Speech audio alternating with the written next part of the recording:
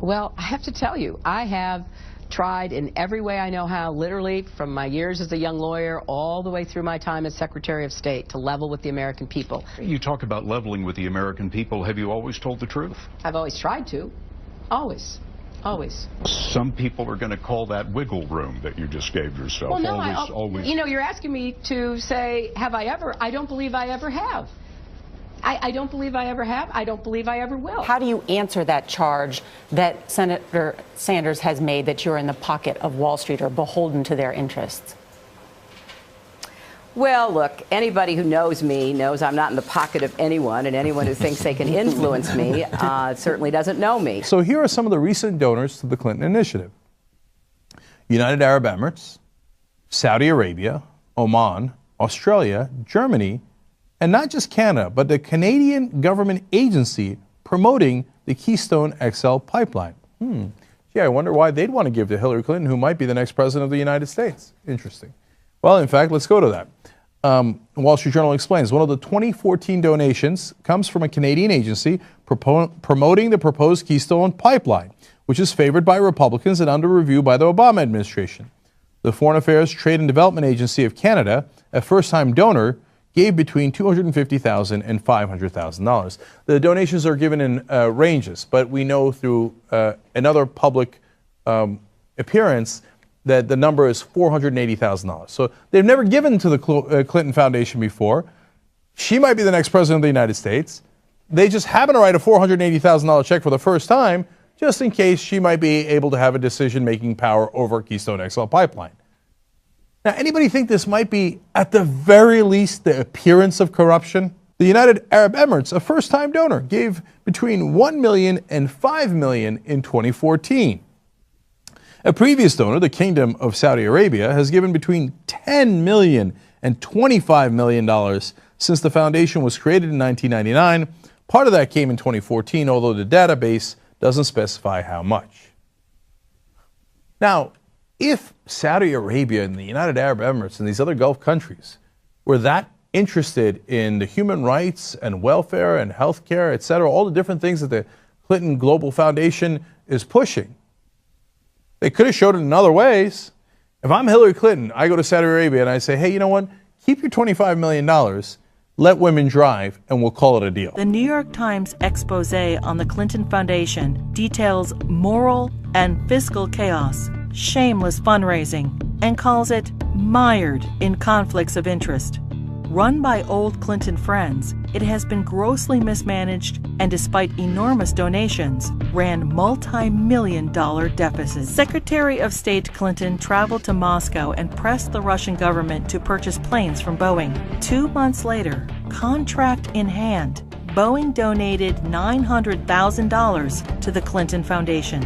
The foundation's support from foreign interests hoping to influence U.S. policy is of grave concern. Foreign donations to the foundation increased by 70% when Hillary Clinton ran for president in 2008. Saudi Arabia has financed terrorists, has an abysmal women's rights record, and punishes homosexuality by death.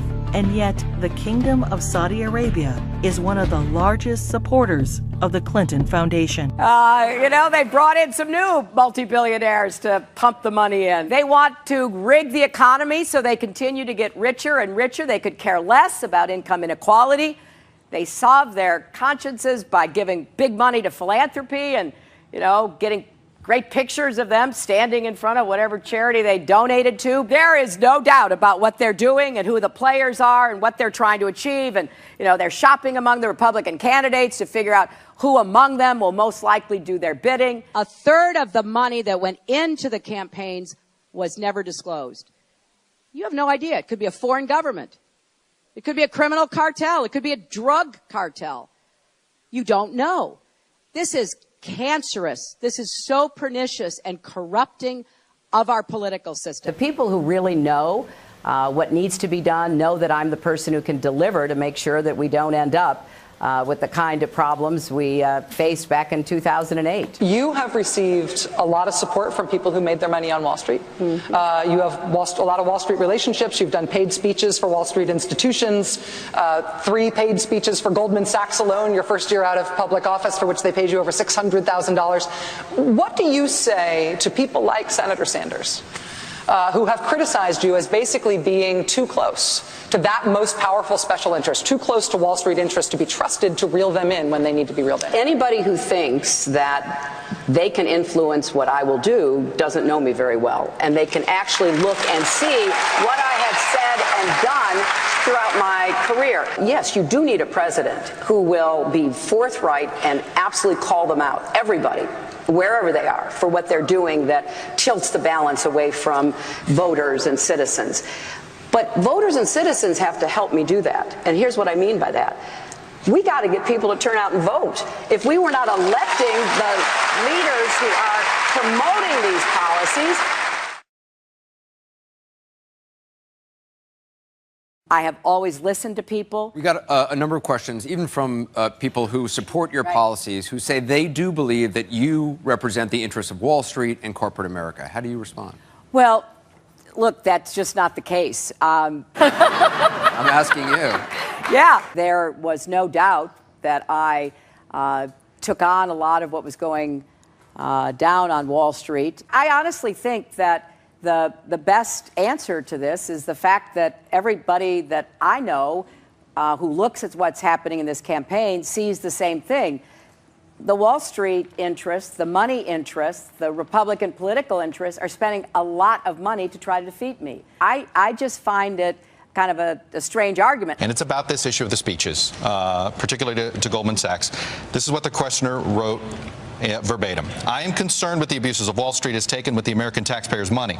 And then she asked whether you would release the transcripts of your Goldman Sachs speeches, and then added, don't you think the voting public has a right to know what was said? But let's make that bigger. Are you willing to release the transcripts of all your paid speeches? We do know through reporting that there were transcription services for all of those paid speeches. In full disclosure, would you release all of them? I will look into it. I don't know the status, but I will certainly look into it. I have always listened to people, but I can only repeat what is the fact, that I spoke to a lot of different groups with a lot of different constituents, a lot of different kinds of members. You made 3 speeches for Goldman Sachs. You were paid $675,000 for 3 speeches. Was that a mistake? I mean, was that a bad error in judgment? Look, I made speeches to lots of groups. I told them what I thought. I answered questions. But did you have to be paid $675,000? Well, I don't know. That's what they offered. So, you know, every Secretary of State that I know has done that. But that's usually once they're office and not running for an office again. Well, I didn't know. know. Must have known. To be honest, I wasn't committed to running. I didn't know whether I would or not. You didn't think you were going to run for president again? I didn't. You know, when I was Secretary of State, several times I said, you know, I think I'm done. And, you know, so many people came to me, started talking to me. The circumstances, the concerns I had about the Republicans taking back the White House, because I think they wrecked what we achieved in the 90s with 23 million new jobs and incomes going up for everybody. I did not want to see that happen again. I want to defend President Obama's accomplishments and the progress we've made. I want to go further.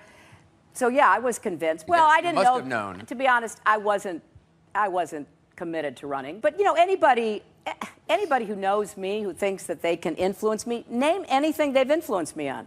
Just name one thing. I'm out here every day saying I'm going to shut them down. I'm going after them. I'm going to jail them if they should be jailed. I'm going to break them up. I mean, they're not giving me very much money now, I can tell you that much. Fine with me. Look at my record. Look at my record. Now, if all we're going to talk about is one part of our economy, and indeed one street in our economy, we're missing the big oil companies, we're missing other big energy companies, we're missing the big picture. And I have a record of trying to go at the problems that actually exist. Senator Sanders is the only person who I think would characterize me, a woman running to be the first woman president, as exemplifying the establishment. And I've got to tell you that It is really it's really quite amusing. I represented Wall Street as a senator from New York, and I went to Wall Street in December of 2007, before the big crash that we had, and I basically said, cut it out. Quit foreclosing on homes. Quit engaging in these kinds of speculative behaviors. Now, who's exactly to blame for the housing crisis? I think there's plenty of blame to go around. Home buyers who paid extra fees to avoid documenting their income should have known they were getting in over their head. You are not for Glass-Steagall. You are not for putting a firewall between this speculative, risky shadow banking behavior. I am, and the people of our country need a president who's on their side, willing to protect the Main Street economy from recklessness on Wall Street. Of course we have to deal with the problem that the banks are still too big to fail. We can never let the American taxpayer and middle-class families ever have to bail out the kind of speculative behavior that we saw. But we also have to worry about some of the other players. AIG, a big insurance company, Lehman Brothers, an investment bank. There's this whole area called shadow banking. That's where the experts tell me the next potential problem could come from. So I'm with both Senator Sanders and Governor O'Malley in putting a lot of attention onto the banks. And the plan that I have put forward would actually empower regulators to break up big banks. I represented New York, and I represented New York on 9/11. When we were attacked, where were we attacked? We were attacked in downtown Manhattan, where Wall Street is. I did spend a whole lot of time and effort helping them rebuild. That was good for New York, it was good for the economy, and it was a way to rebuke the terrorists who had attacked our country. There are lots of reasons why Americans today are feeling left out and left behind. Yes, of course, the economy has not been working for most Americans. Yes, of course, we have special interests that are unfortunately doing too much to rig the game. I want to imagine a country where people's wages reflect their hard work.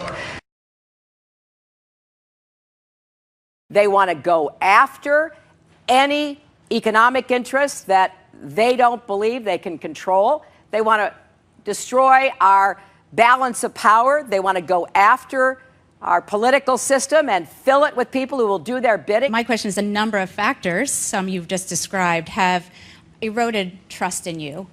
What will you do to regain that trust, engender trust in Americans and me? Well, thank you for starting by saying it's related to what I just said. And I acknowledge this as personally painful as it is. When you have been subjected to the level, the velocity of attacks that come every day, even if there is no factual basis to it, it's just normal for people to say, gosh, there's got to be something. Why do they keep saying this? And then we do that. I'm asking you. The numbers just don't add up. Yeah. You were against same-sex marriage. Now you're for it. You defended President Obama's immigration policies. Now you say they're too harsh. You supported his trade deal dozens of times. You even called it the gold standard. Now, suddenly last week, you're against it. Will you say anything to get elected? Well, actually, I have been very consistent over the course of my entire life. I have always fought for the same values and principles. Do you think New York State should recognize gay marriage? No. No. Okay.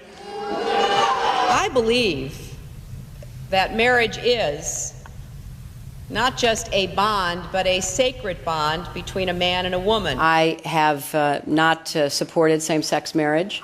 I have supported civil partnerships and contractual relationships. I support marriage for lesbian and gay couples. I support it personally and as a matter of policy and law. When you're talking about, if I look at all the other candidates, right, someone who is for rights across the board, equal rights for women, equal rights for every ethnicity, equal rights for everyone, it is the only person I can look at is you. Thank you. Thank you, Ellen. Well, you know, you're saying your opinion on gay marriage changed, or you changed your mind. I have to say, I think you are being very persistent, but you are playing with my words and playing with what is such an important issue. I'm just trying to clarify so I can understand. No, I don't think you are trying to clarify. I think you're trying to say that, I used to be opposed and now I'm in favor and I did it for political reasons, and that's just flat wrong. So let me just state what I feel like you are implying and repudiate it. I have a strong record. I have a great commitment to this issue, and I am proud of what I've done and the progress we're making. Yeah, I'm sorry. I just want to clarify what I was saying. No, I was saying that you maybe really believed this all along, but, believed in gay marriage all along, but felt for political reasons America wasn't ready yet and you couldn't say it. That's what I was thinking. No, that is not true. It really is great how long you've supported gay marriage. Yes. I could have supported it sooner. Well, you did it pretty soon. Could have been sooner. Fair point. We are making progress toward finalizing a far-reaching new trade agreement called the Trans-Pacific Partnership.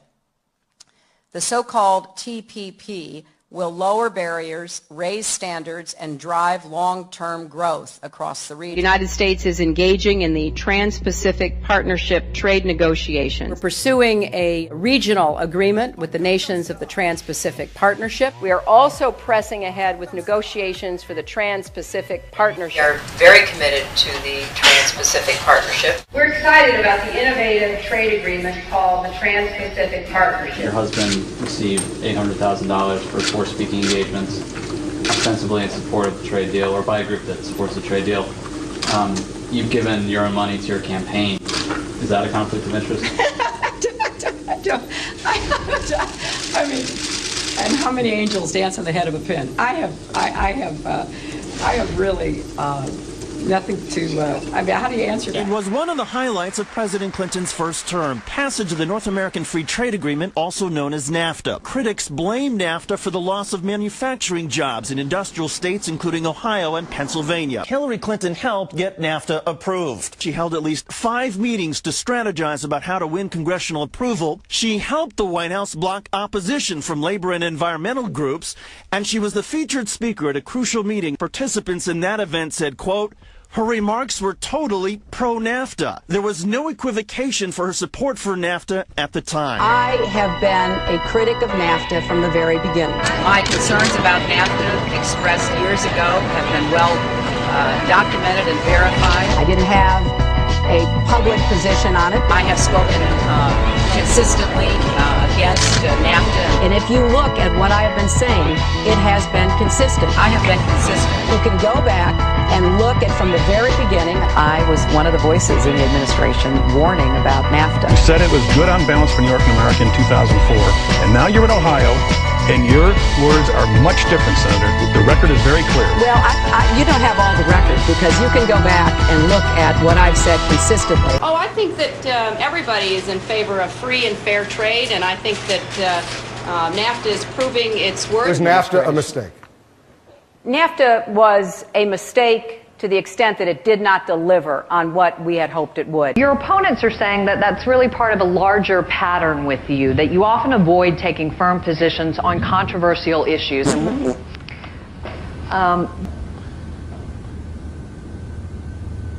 I am, adamantly against illegal immigrants. I made this exception basically on humanitarian grounds because of the individual stories. But certainly we've got to do more at our borders. And people have to stop employing illegal immigrants. Come up to Westchester, go to Suffolk and Nassau counties, stand in the street corners in Brooklyn or the Bronx.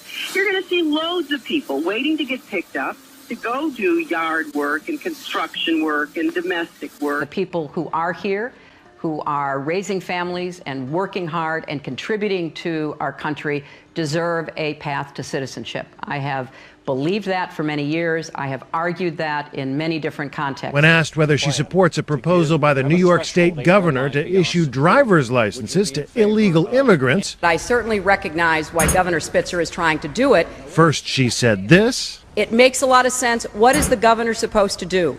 5 seconds later. Do I think this is the best thing for any governor to do? No. Unless I missed something, Senator Clinton said 2 different things in the course of about 2 minutes. I can't tell whether she was for it or against it. Just in July, New Hampshire, you told the crowd you, quote, take a backseat to no one when it comes to progressive values. I take a backseat to no one when you look at my record and standing up and fighting for progressive values. Last month in Ohio, you said you plead guilty to, quote, being kind of moderate and center.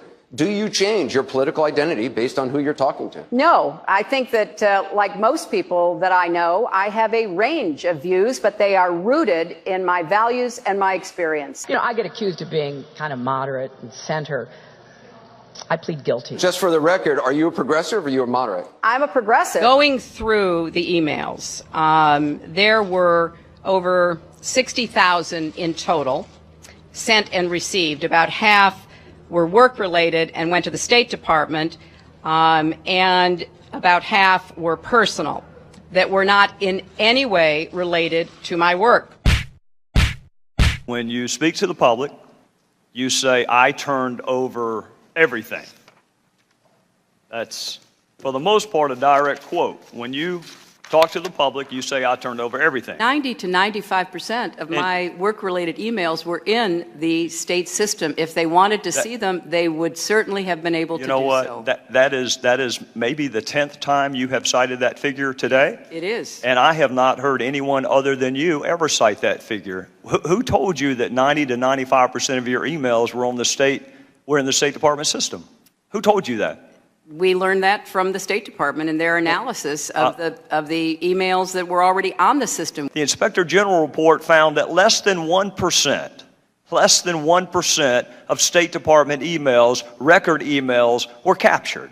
So they give a number of less than 1%, and you give a number of 90%. I have absolute confidence that everything that could be in any way connected to work is now in the possession of the State Department. This pile represents the emails that you sent or received about Libya in 2011, from February through December of 2011. This pile represents the emails you sent or received from early 2012 until the day of the attack. There are 795 emails in this pile. We've counted them. There are 67 emails in this pile in 2012. And I'm troubled by what I see. I can only conclude by your own records that there was a lack of interest in Libya in 2012. The server contains personal communications from my husband and me. Only time I got on the internet, I did 2 emails, and I ordered Christmas presents from a reservation. Otherwise, I found people said embarrassing things on emails. I didn't want to be one of them. Democratic voters that our reporters have been running into in Iowa and New Hampshire, they tell our reporters over and over again they're worried about the emails issue, not because they don't believe your explanation, but because it's a drip, because the cloud is hanging over your head and that it will impact the general election. They see your numbers right now, and they think it's the email issue as to why you're not polling very well. So can you reassure these Democrats that somehow the email issue isn't going to blow up your candidacy if you're the nominee? Absolutely, I can.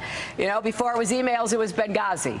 And the Republicans were stirring up so much controversy about that. And I testified for 11 hours, answered their questions. They basically said, yep, didn't get her. We tried. That was all a political ploy. I didn't mention a video because there was never a video-inspired protest in Benghazi. There was in Cairo, but not in Benghazi. Victoria Nuland, your spokesperson at the State Department, hours after the attack said this: Benghazi has been attacked by militants. In Cairo, police have removed demonstrators. Benghazi, you got weapons and explosions. Cairo, you got spray paint and rocks. 1 hour before the attack in Benghazi, Chris Stevens walks the diplomat to the front gate. The ambassador didn't report a demonstration. He didn't report it because it never happened. An eyewitness in the command center that night on the ground said no protest, no demonstration. 2 intelligence reports that day.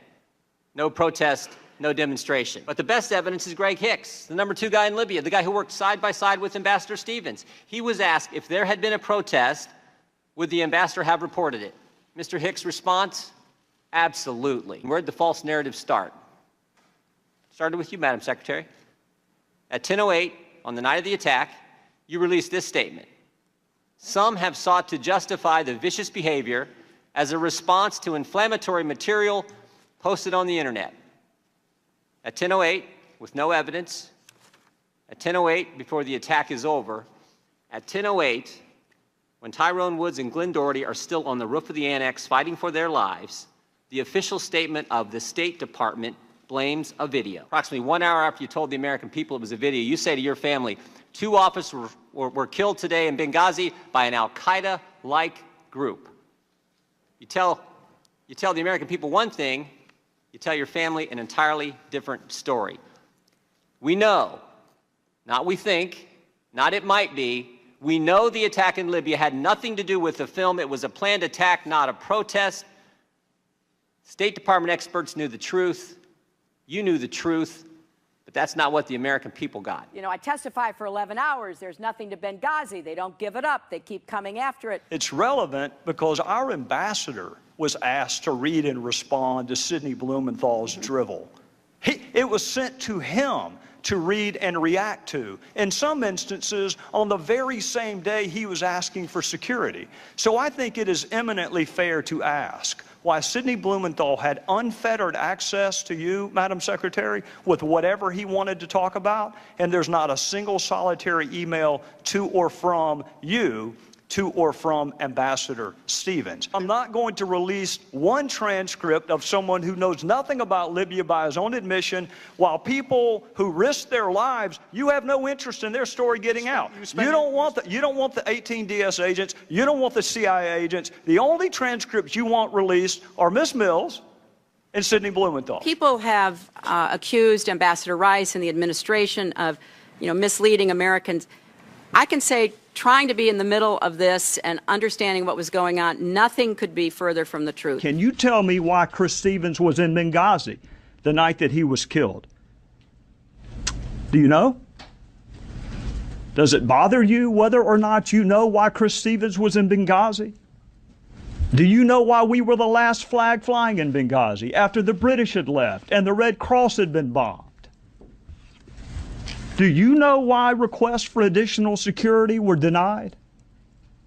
Do you know why an ambassador asking for more security days and weeks before he was murdered and those requests went unheeded? Do you know the answer to why those requests went unheeded? We were misled that there were supposedly protests and then something sprang out of that, an assault sprang out of that.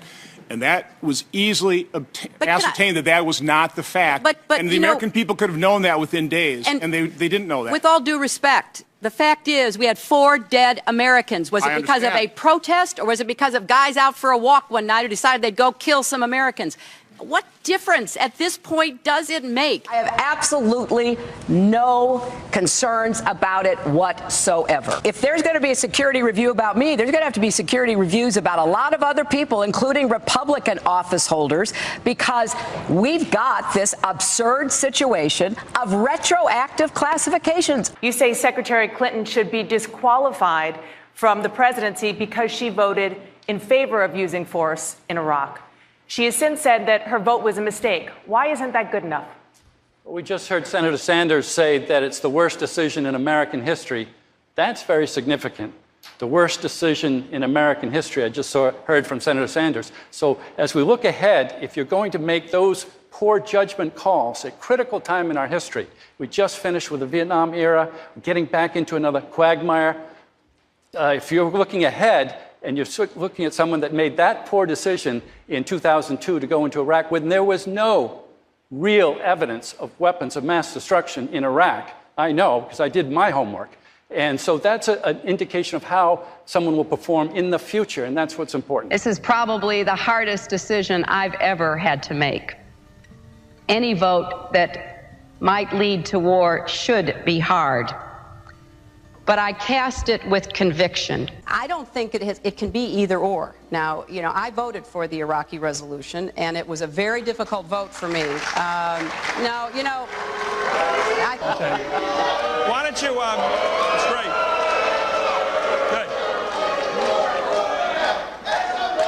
In the 4 years since the inspectors left, Saddam Hussein has worked to rebuild his chemical and biological weapons stock, his missile delivery capability, and his nuclear program. He has also given aid, comfort, and sanctuary to terrorists. It is clear, however, that if left unchecked, Saddam Hussein will continue to increase his capacity to wage biological and chemical warfare. and will keep trying to develop nuclear weapons. When the United States takes a position, we're doing it on the basis of very convincing evidence. Do you believe we could have disarmament without regime change? I doubt it. I can support the president. I can support an action against Saddam Hussein because I think it's in the long-term interests of our national security. I was one who supported giving President Bush the authority, if necessary, to use force against Saddam Hussein. If I had been president in October of 2002, I would have never asked for authority to divert our attention from Afghanistan to Iraq, and I certainly would never have started this war. Look, I know that there have been a lot of questions about Iraq posed to candidates over the last weeks. I've made it very clear that I made a mistake, plain and simple.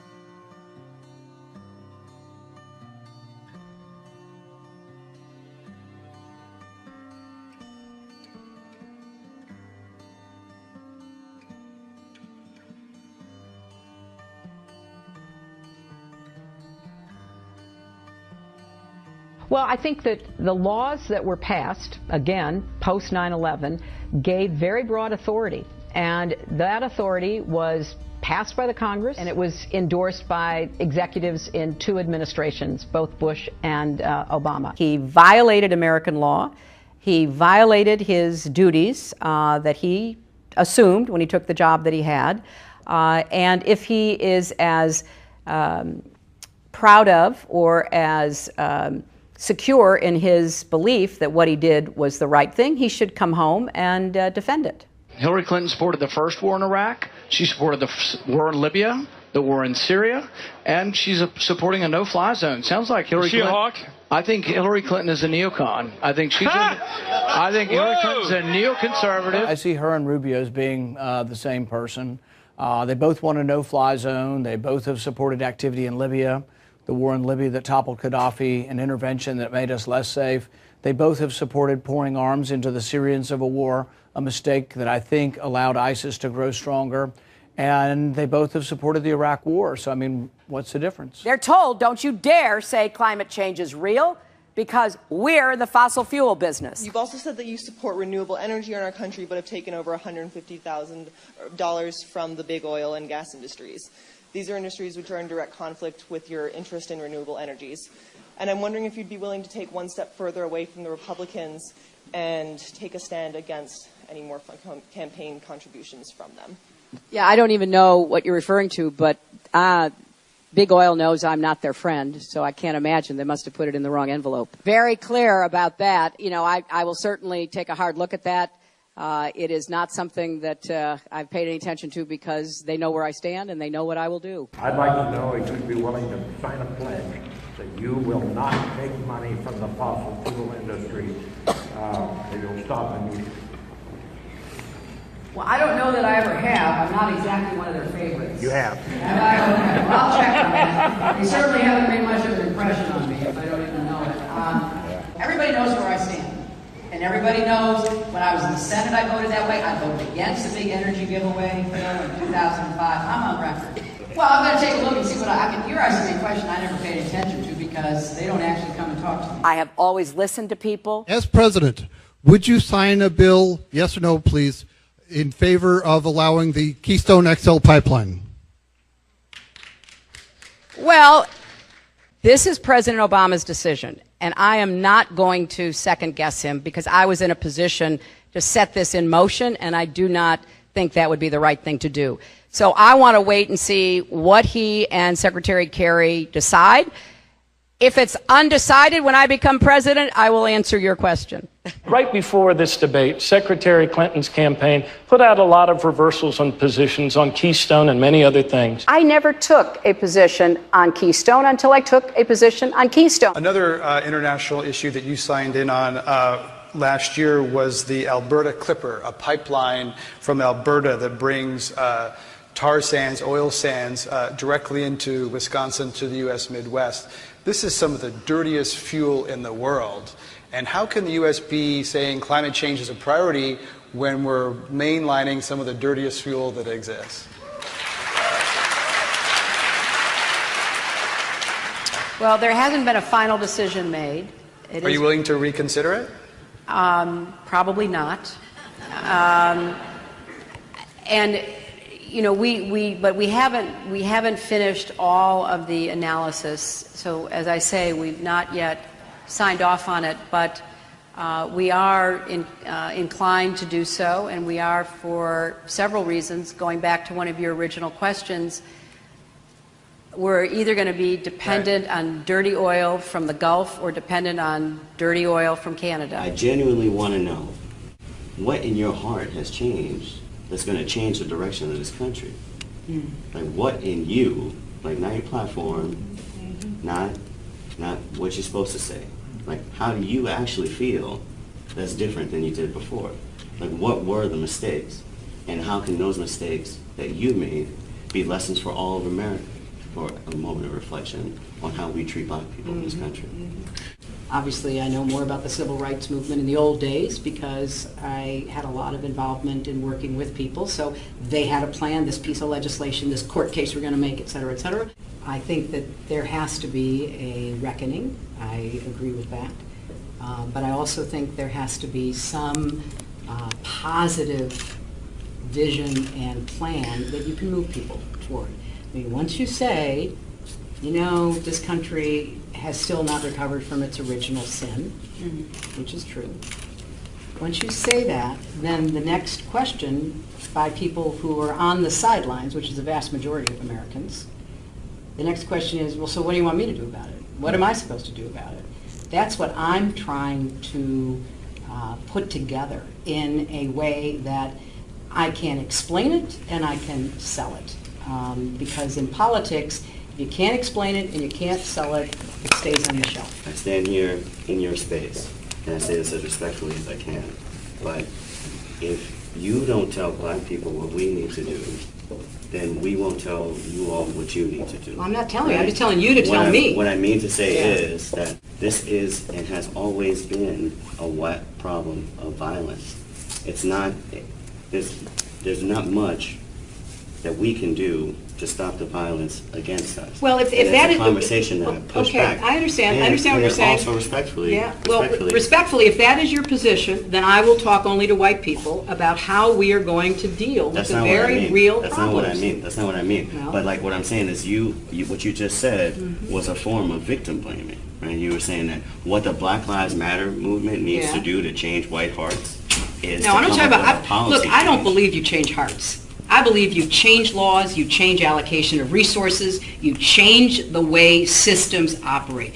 You're not going to change every heart. You're not. I mean, if we're honest, for a lot of well-meaning, open-minded white people, the sight of a young black man in a hoodie still evokes a twinge of fear. Not just gangs of kids anymore. They are often the kinds of kids that are called super predators. No conscience, no empathy. We can talk about why they ended up that way, but first we have to bring them to heel. Common sense gun reform, criminal justice reform, and all the like.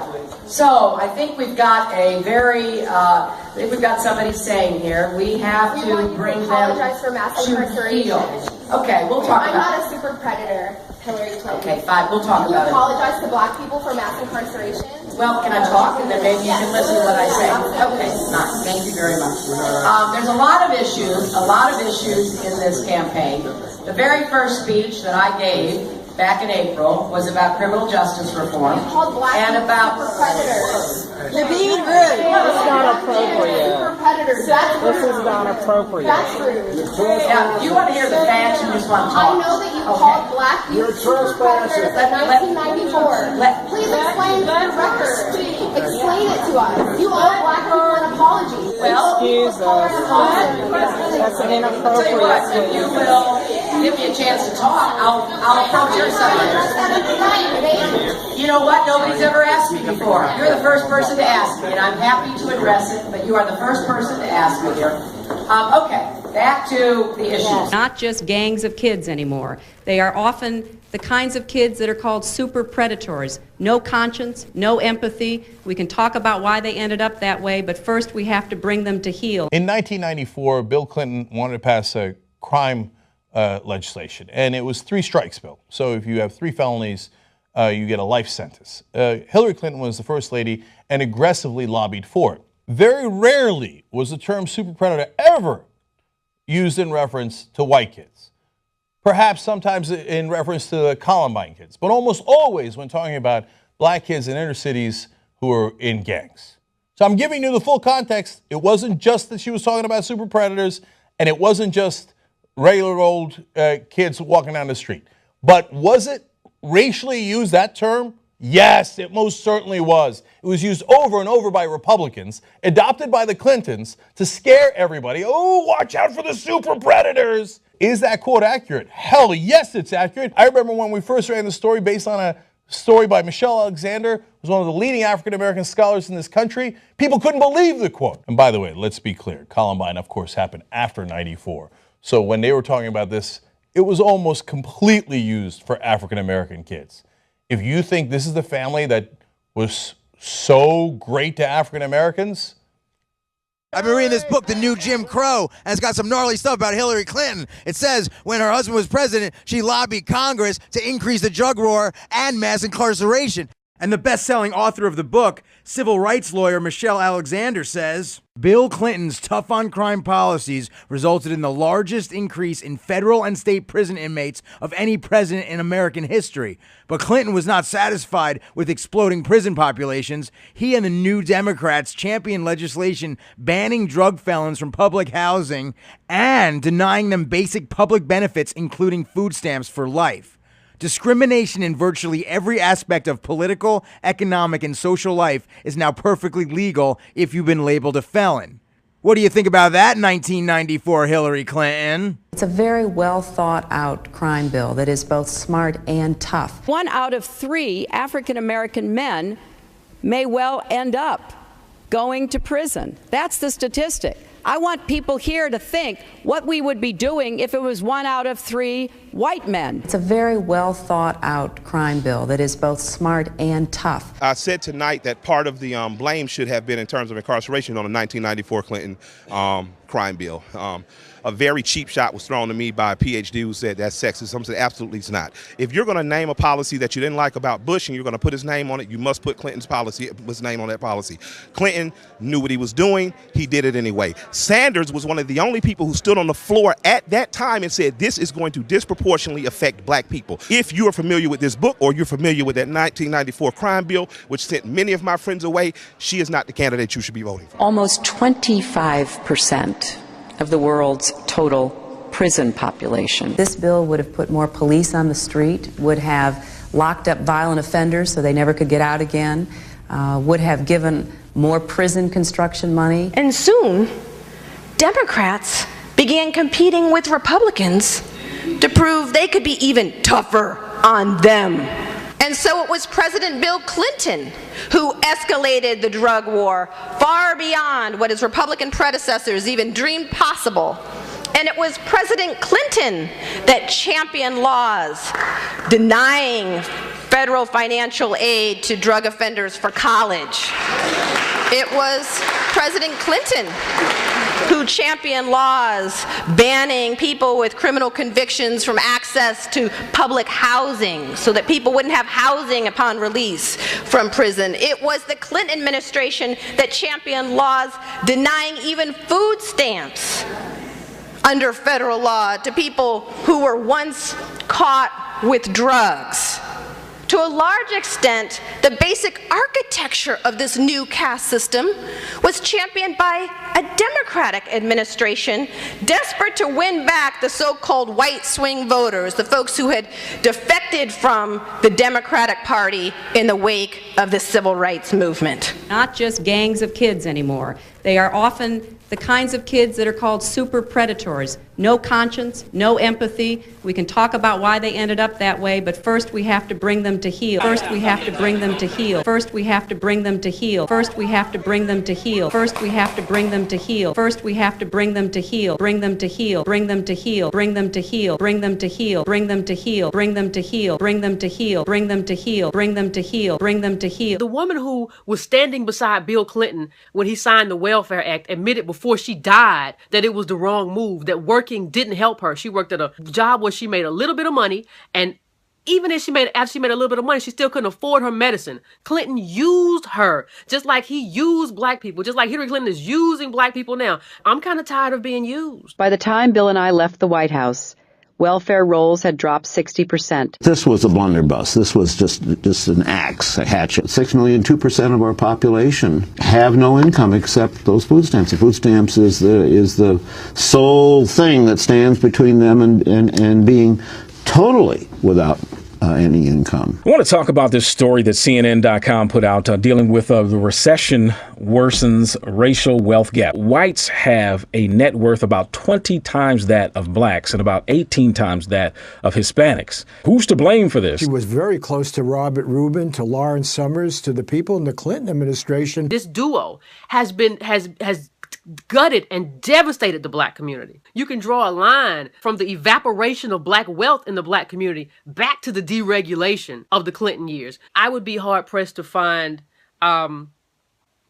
in recent memory another president who's been quite as damaging. The same Confederate flag Bree Newsom took down from above the South Carolina State House represents the exact same slave-owning and traitorous Confederacy for which Bill Clinton signed a resolution stating that the highest star on the Arkansas flag represented. To this day, they still have an official Confederate Flag Day. And not only did Bill and Hillary never say anything about this, but for 12 years, they celebrated the Confederacy too. I wouldn't want to talk about my past either. Perhaps the most important wreckage to take a look at is really the wreckage of the Democratic Party.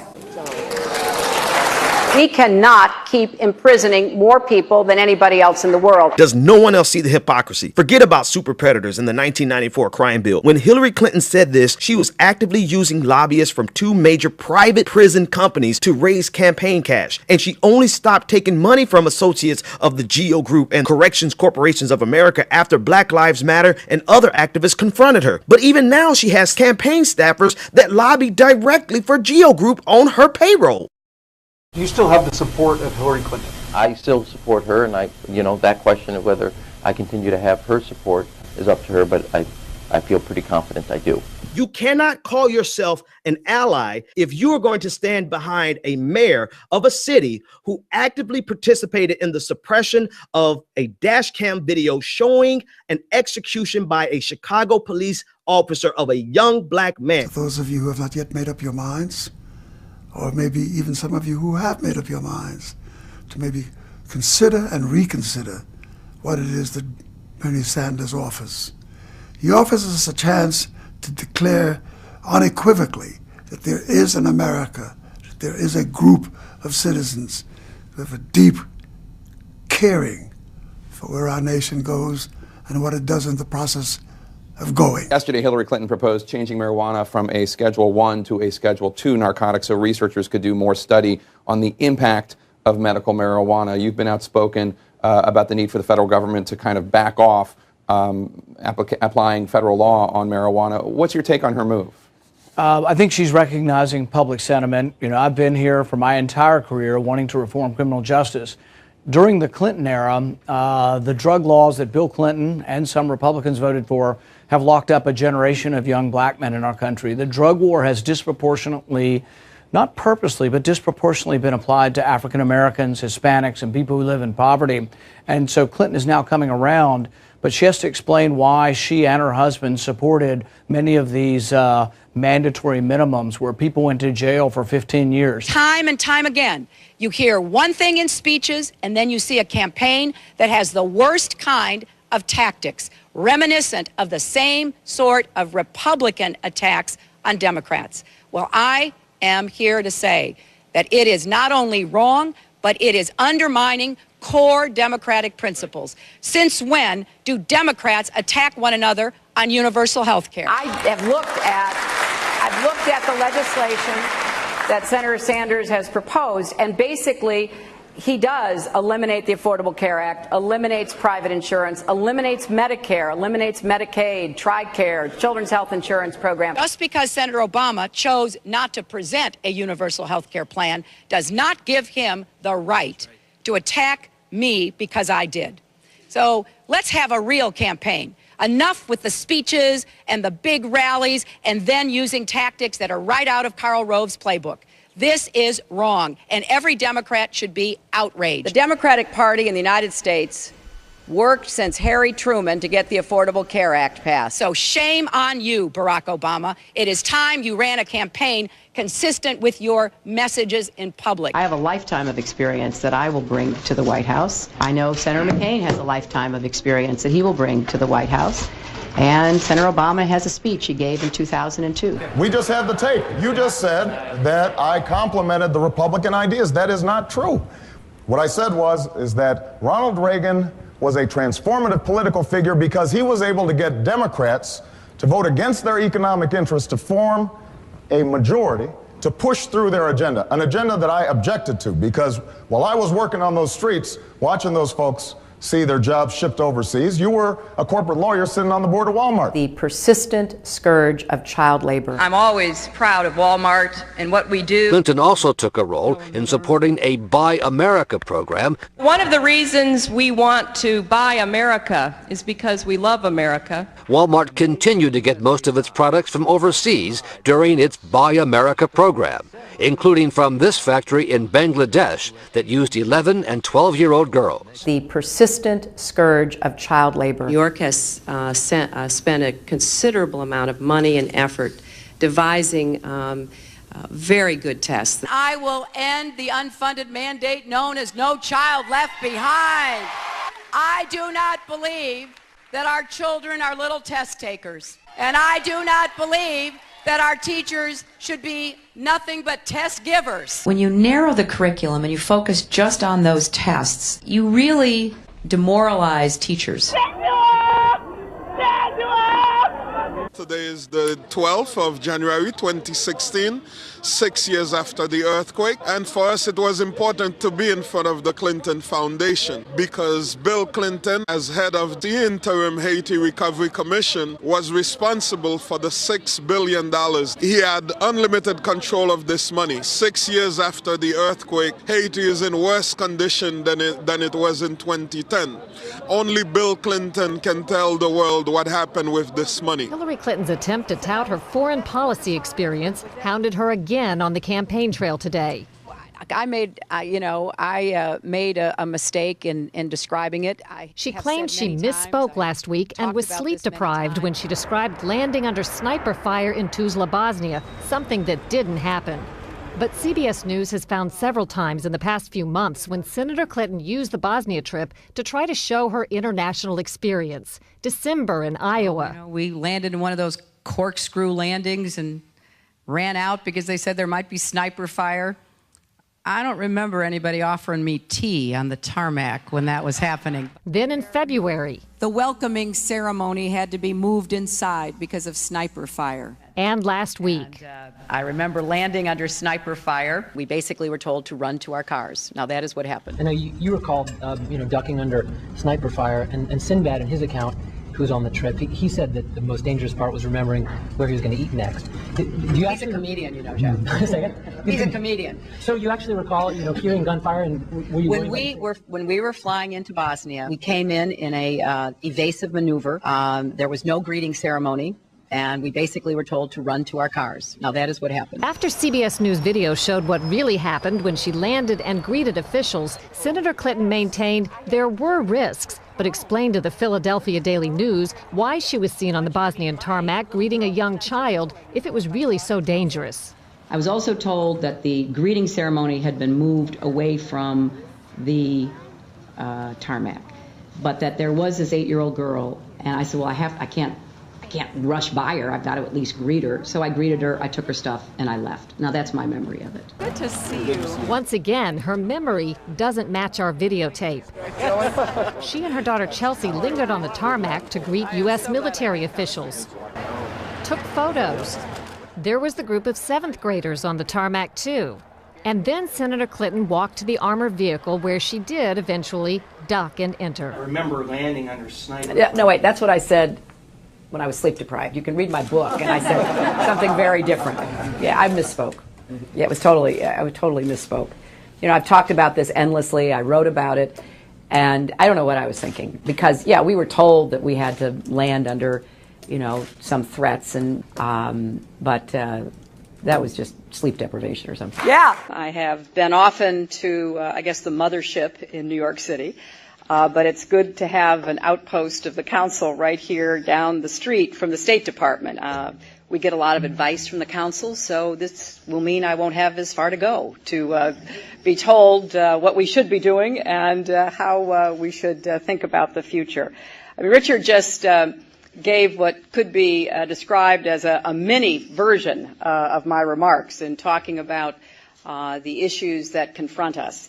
But I look out at this audience filled with not only many friends and colleagues, but people who have served in prior administrations.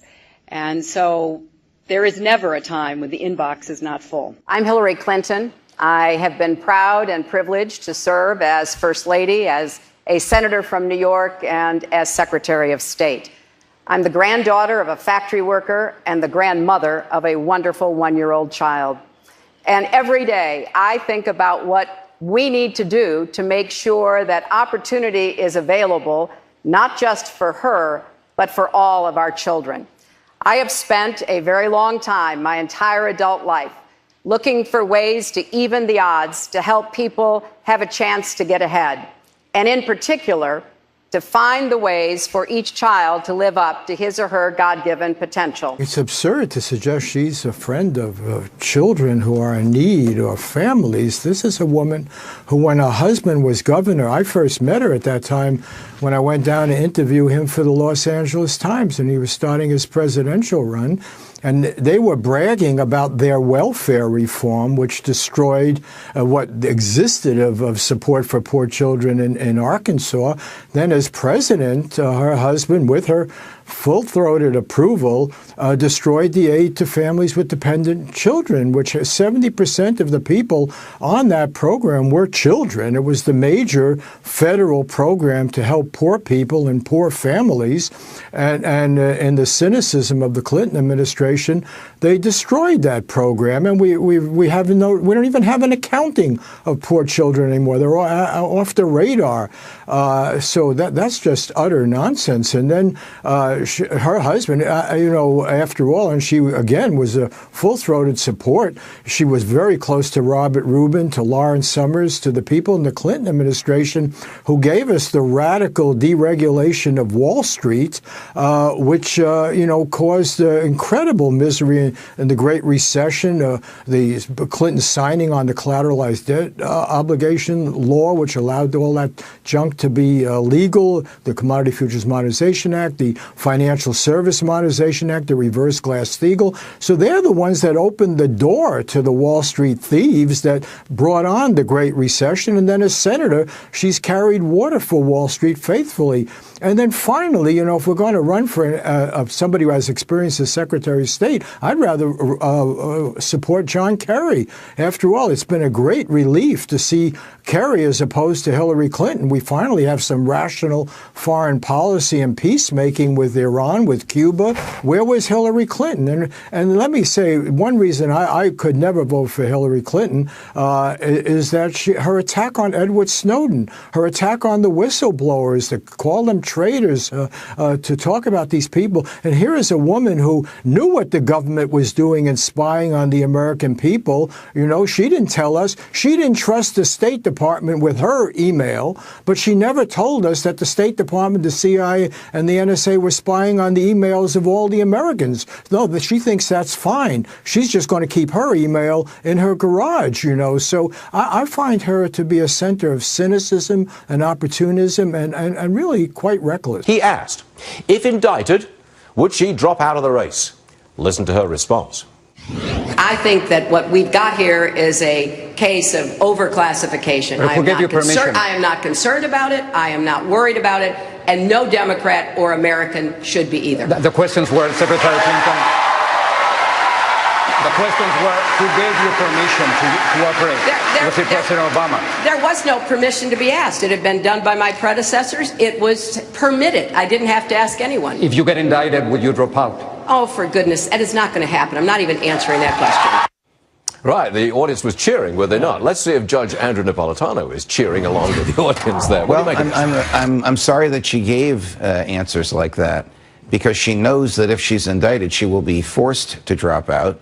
And she knows that there's a substantial legal case being built against her by the FBI, which was listening to what she said last night. And she knows that the FBI will call her in and say, Mrs. Clinton, here's the evidence we have. Shall we present it to a grand jury, or do you want to work with us about it? And that's a Hobson's choice that she really doesn't ever want to make. The law will not force her. But the fact that an indicted human being out on bail and subject to the court, subject to the summons of the court on a moment's notice, is on a national political ticket, I think would cause even the Democrats to reconsider the wisdom of this. Why would she be out on bail? You'd have to arrest her and charge her to do that. She technically would be arrested, technically, at the time she appeared in court to plead not guilty. That bad? Yes, that bad. That bad. A mugshot and fingerprints. She was asked, Jorge Ramos specifically went right there and he said, look, if indicted, are you going to drop out? And she said, oh, that's ridiculous. I'm not even going to answer the question. I think when she says things like that, accompanied by what she said earlier, I neither sent nor received anything marked classified, when we all know that nothing is marked classified. It's a dog whistle to the FBI. It says to the FBI, her natural inclination is to lie. That question should be asked of Mrs. Clinton in every single remaining debate. What, the question being, if indicted, will you drop out? Yes. That's the question? Yes, that's the question. But she's going to always respond in the same way. The more she responds in that way, the less credibility she'll have. Judge, the guy gets immunity. There is a grand jury, has been empaneled and is hearing evidence. Surely Hillary should be really worried about this. Hillary should be terrified, and I'll tell you why. Our colleagues Catherine Herridge and Pamela Brown have a piece coming up on FoxNews.com as we speak, explaining what the Justice Department lawyers will ask Mr. Pagliano to explain to the grand jury. How he was able to migrate a State Department secure system onto her private server.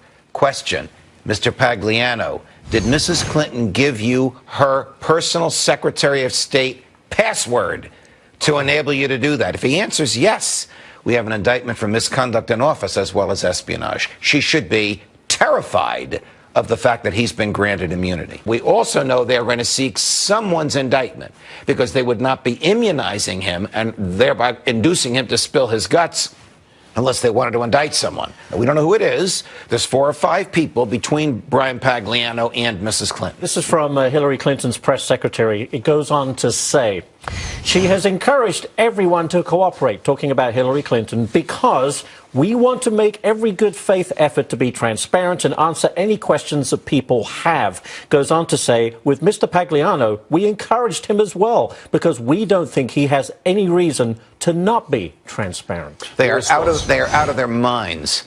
That is a response written by their political people and not by their legal people. Mr. Pagliano is their nightmare. Mrs. Clinton, our investigation is completed. Would you like to come in and be interviewed by us? No lawyer whose client has been investigated for a white-collar crime would ever say yes to that question without knowing what the feds know, and the feds won't tell the lawyer what they know. On the other hand, Mrs. Clinton is running for president of the United States. If she refuses to go in for that interview, her opponents will have a field day. Wait a minute, you say you're innocent, you don't want to tell the FBI? Either way, she loses. Anybody who thinks that this will go away because they hope it will go away or they want to wish it away is living in a dreamland. This is a serious investigation by serious people who don't give a whip, to quote the director of the FBI, about politics. So you said at a March press conference in 2015, quote, I did not email any classified material. Here's what happens. The State Department has a process for determining what is or isn't classified. If they determine it is, they mark it as classified. Well, who decides? The State Department decides. But what about you when you're typing an email? No, the State Department decides. Your contention now is the 2,101 emails contained information that should be classified at any time. That should be now or then. You're just saying shouldn't have been classified. Well, what I'm saying is it wasn't at the time. She forgets who her audience is. Her audience is 100 FBI agents in the Justice Department investigating her, and they know she is lying when she answers the question to Brett Baier. When she says for the umpteenth time, I neither sent nor received anything marked classified. Nothing is marked classified. The markings are confidential, secret, or top secret. So while the statement is technically correct, I never sent nor received anything marked classified, it is highly misleading. It is materially misleading.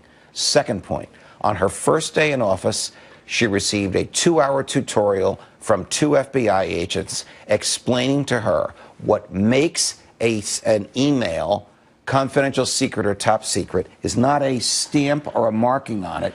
It's the contents of it. And you, as the Secretary of State, as the country's chief diplomat, have a legal obligation to recognize state secrets when you see them. There were state secrets on 2,000 emails. I didn't know they were state secrets until the State Department told me they were. That's called gross negligence. That's a basis for a criminal prosecution for the failure to secure state secrets. They appear to be an explanation of how this whole thing is just blown out of all proportion. And I suspect many, many people will accept that on face value. I think she might have won politically. And that'll be useless to her when she's confronted with the following. Mrs. Clinton, this is the Justice Department calling. We have a lot of evidence about your behavior we'd like to discuss with you and your lawyers. I don't want to see you. Okay, we'll discuss it with a grand jury. That's what's going to happen? She will have the Hobson's choice of talking to the FBI or not talking. If she does talk, they will leak it.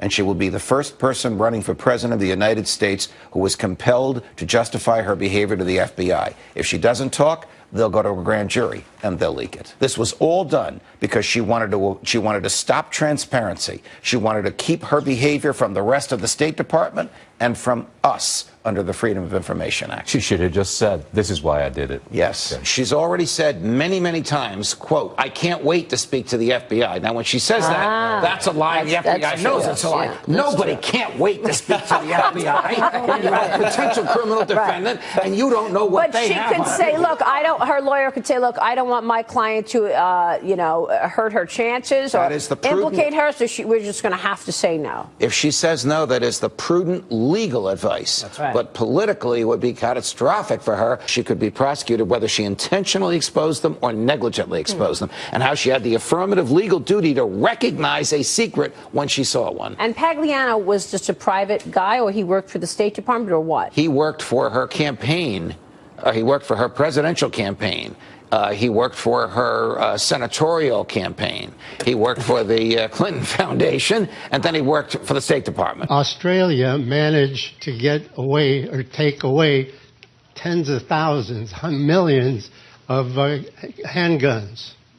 And in 1 year, they're all gone.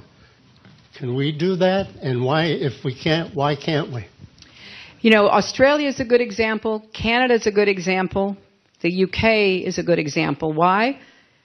Because each of them had mass killings. So I think that's worth considering. I don't know enough details to tell you how we would do it or how it would work, but certainly the Australian example is worth looking at. We cannot let a minority of people, and that's what it is. It is a minority of people hold a viewpoint that terrorizes the majority of people. So Alice is going to be playing Candidates Cribs with us, and you are going to try and guess which candidate has lived in which mansion. First up, we've got what I'm calling the Embassy Estate. Who do you guys think of these candidates has lived in the Embassy Estate? Let's go with Marco Rubio. Marco Rubio. I like the way you say Rubio. Say it again. Rubio. I'll go with Ben Carson. Dr. Ben Carson has lived in the Embassy Estate. That's what we're going with. All right. Next up, the Countryside Castle. Who you got? I'll go with Jeb Bush. Jeb Bush, making bank. The Hampton Hideaway, a cool $11 million. So who do you think is able to afford that? Mark Rubio. Senator Marco Rubio from Florida. Ben Carson. Ben Carson. All right, he's making that neurosurgeon money. Last, but certainly not least, is the Beachside Bungalow. Donald Trump. No doubt that you think Donald's the one that can afford that? Yep. Yes. For the Beachside Bungalow, who do we think lives in the Beachside Bungalow? I'm going to say Marco. What if I told you that all four of these were Hillary Clinton? What? What? Really? Oh no, you're pulling my leg. No way. Are you serious? Oh, wow. Are you serious? Are you really? Damn, then she does have that kind of money. All right, well now, you're changing my opinion on the election a little bit. I'm very surprised. I did not know Hillary Clinton had that much money at all. You know, I have a long agenda because I think that's what voters expect. I want them to know what I will do as president, and I want them to hold me accountable. So I'm going to keep talking about what voters talk to me about, and I don't want to overpromise. I would rather, just lay it out there and deliver, which is what I've done throughout my career. There must be consequences. Let's see if I get some water here. You do talk a lot in this campaign. We're going to do the best we can to level with people, and then we're going to let them make up their minds, because I think if the American people get a chance, and if they're trusted to exercise their vote right, because people talk to them about real issues, this country will be okay. This campaign stands for what is best in America, and we have to be united. New sanctions in response. Join me. Let's go win the nomination. Thank you all, and God bless you. So please say yes.